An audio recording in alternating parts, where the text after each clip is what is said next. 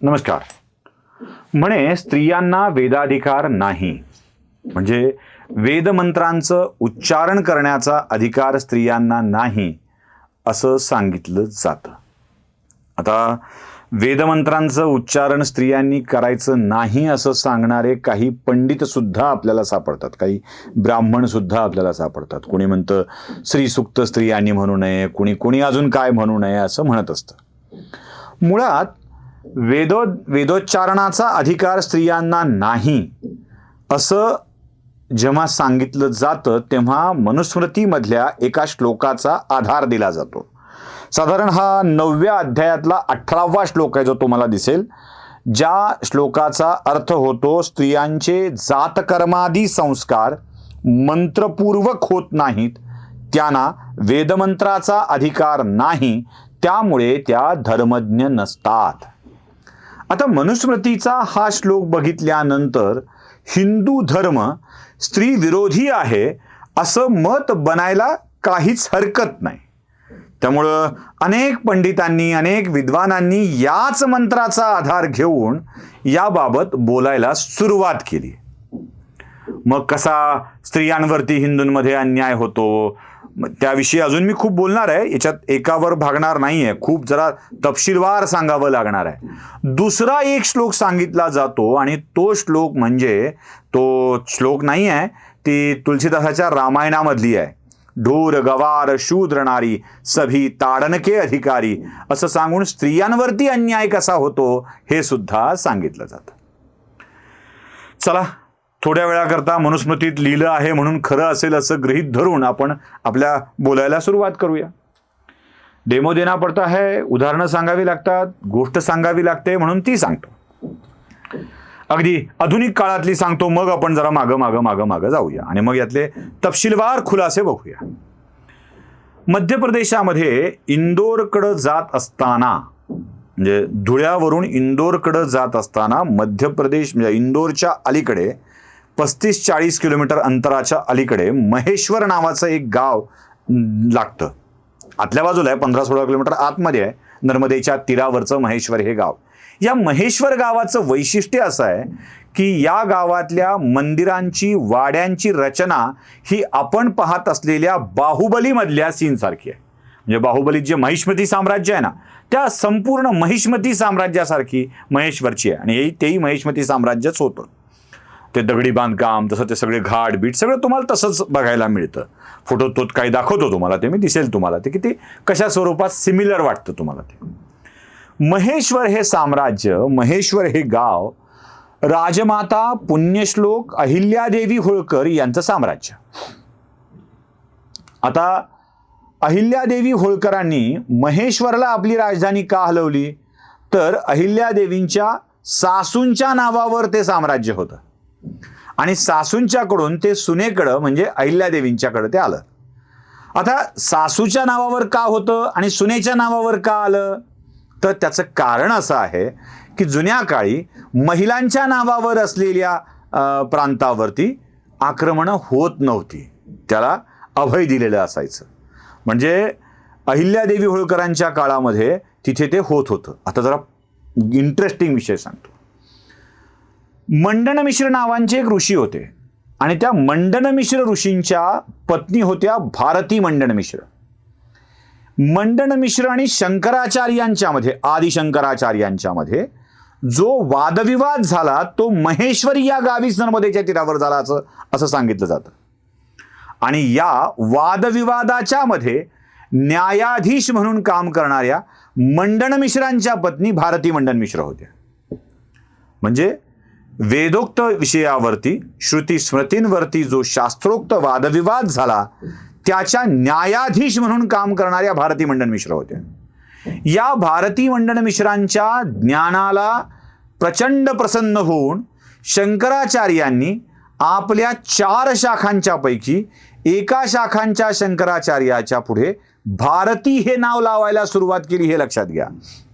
म्हणजे भारती मंडनमिश्र या स्त्री असूनही वेदांच्या अभ्यासक होत्या, त्या निवाडा करण्या इथपर्यंत वेदांचा अभ्यास करत होत्या. चला जरा पुढे जाऊ. कण्णगी, गार्गी, मैत्रेयी या सगळ्याच स्त्रिया वेदांचा अभ्यास करणाऱ्या होत्या. म्हणजे वेदांचा अभ्यास करण्याची परवानगी स्त्रियांना होती. एवढंच नव्हे तर युद्धात, शास्त्रात सगळ्याच ठिकाणी स्त्रिया पुरुषांच्या सोबत असायच्या. मग मनुस्मृतीमध्ये वेगळं, प्रत्यक्ष जीवन पद्धतीमध्ये वेगळं असं का? हा प्रश्न आपल्याला पडला असेल. जरा आपण नीट समजून घेऊया. हीच मनुस्मृती एका ठिकाणी लिहिते, धर्म जिज्ञासमानानां प्रमाणम परमश्रुती. म्हणजे धर्मामध्ये जेव्हा असे विवादाचे प्रसंग येतील तेव्हा प्रमाण म्हणून श्रुती समजावी. श्रुती म्हणजे वेद, हे वेगळं सांगण्याची गरज नाही. श्रुती, स्मृती, पुराणोक्त असं म्हणताना श्रुती म्हणजे वेद असतात, हे वेगळं सांगण्याची गरज नाही. मनुस्मृती तसं सांगते की जेव्हा धर्मामध्ये विवाद निर्माण होतील, काही गोष्टीत संभ्रम निर्माण होईल, तेव्हा प्रमाण काय समजावं तर वेदांना समजावं. आता अजून खुलासेवार बघितलं पाहिजे. याच मनुस्मृतीमध्ये 12व्या अध्यायातल्या 95वा श्लोक मी तुम्हाला दाखवतोय, तो बघा. त्याचा अर्थ होतो, वेदबाह्य स्मृती त्याज्य आहेत. वेदांच्या विरोधात जाणारे कोणतेही वचन त्याज्य आहे, भलेही ते कोणत्याही विद्वानाच्या मुखातून आले असले तरीही त्याला त्याज्य समजावे आणि प्रमाण वेदच समजावा. म्हणजे वेदात जे लिहिलं आहे तेच खरं आहे. वेदांच्या पलीकडे, वेदांच्या विरोधात जाऊन कोणती स्मृती, ती मनुस्मृती असेल तरीही, काही बोलत असेल, कोणताही विद्वान काही सांगत असेल तर त्याला त्याज्य समजावं. वेदांच्या मध्ये जे आहे तेच खरं आहे असं मनुस्मृतीच सांगते. मनुस्मृतीतलं पहिलं वाक्य आपण बघितलंय, स्त्रियांचे जात कर्मादी संस्कार. दुसरं वाक्य आपण बघितलंय, प्रमाण वेदाला मानावं. तिसरं वाक्य आपण बघितलंय 12व्या अध्यायातलं की प्रमाण वेदच आहे, वेदबाह्य विषयांना त्याज्य समजावं. हीच मनुस्मृती पुढे 9व्या अध्यायातल्या 96व्या श्लोकामध्ये लिहिते, पुरुष आणि स्त्री एक दुसऱ्याशिवाय अपूर्ण आहेत. पूर्णतः स्पष्टपणे आहे, अपूर्ण आहेत. प्रत्येक छोटे मोठे धार्मिक कार्य पती आणि पत्नीने मिळून केले पाहिजे. छोटे मोठे धार्मिक कार्य पती आणि पत्नीने मिळून केले पाहिजे. हीच मनुस्मृती सांगते, जी तुम्हाला 9व्या अध्यायातल्या 18व्या श्लोकात दिसतं की नाही तिला अधिकार नाही आहे. तीच म्हणते की प्रमाण वेदाला समजावं. तीच मनुस्मृती म्हणते की पती पत्नींनी मिळून धार्मिक विधी करावेत.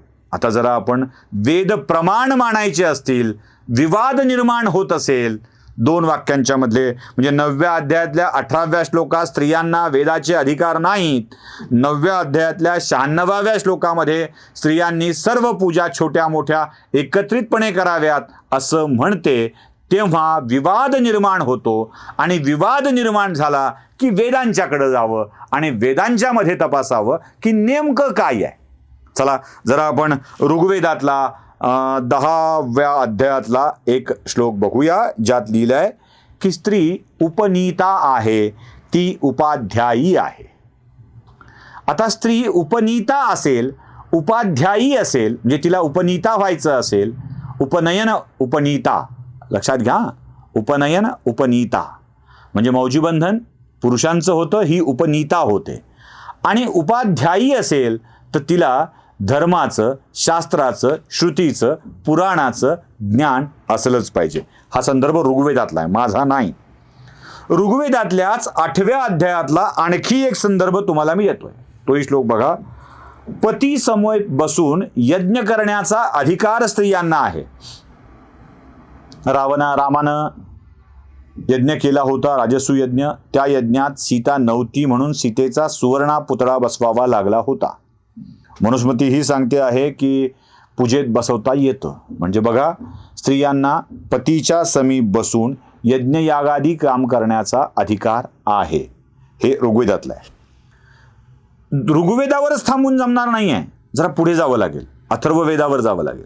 अथर्ववेदातल्या 11व्या अध्यायातील एक श्लोक तुम्हाला मी दाखवतोय आता, जो सगळं स्पष्ट करतोय, काहीही उरत नाही याच्यामध्ये. तो श्लोक बघा.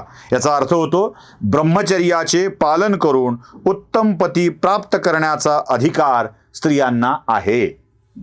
ब्रह्मचर्याचे पालन करून उत्तम पती प्राप्त करण्याचा अधिकार स्त्रियांना आहे. ब्रह्मचर्याचे पालन करून ज्ञान मिळवण्याचा अधिकार उपनयनाच्या नंतर पुरुषांना आहे. स्त्री उपनीता आहे. ब्रह्मचर्याचे पालन करून उत्तम पती मिळवण्याचा अधिकार स्त्रियांना आहे. ब्रह्मचर्य म्हणजे उपनयनासारखे उपनीतावरून तिलाही वेदाध्ययन करण्याचा अधिकार आहे असं सांगितलेलं आहे. आणि जुन्या काळापासून आधुनिक काळाच्या पर्यंत झालेल्या सगळ्याच विदुषी या सर्व श्रुती स्मृती आणि पुराणांच्या मध्ये पारंगत होत्या याची अनेक उदाहरणं आपल्याकडे आहेत. ज्या युद्धावर जात होत्या, ज्या शास्त्रार्थ करत होत्या, ज्या निवाडा करत होत्या, त्यामुळं उगाच स्त्रियांवरती बंधनं हिंदू धर्मानं लादलीत असा खोटा प्रचार करू नये एवढंच सांगायचं आहे. पुढच्या भागात ढोर गवार शूद्र नारी सभी ताडन के अधिकारी यात नेमकं काय अर्थध्वनित होतो हेही तुम्हाला मी सांगणार आहे. आवडलं असेल तर लाईक करा, शेअर करा, सबस्क्राईब करा. धन्यवाद.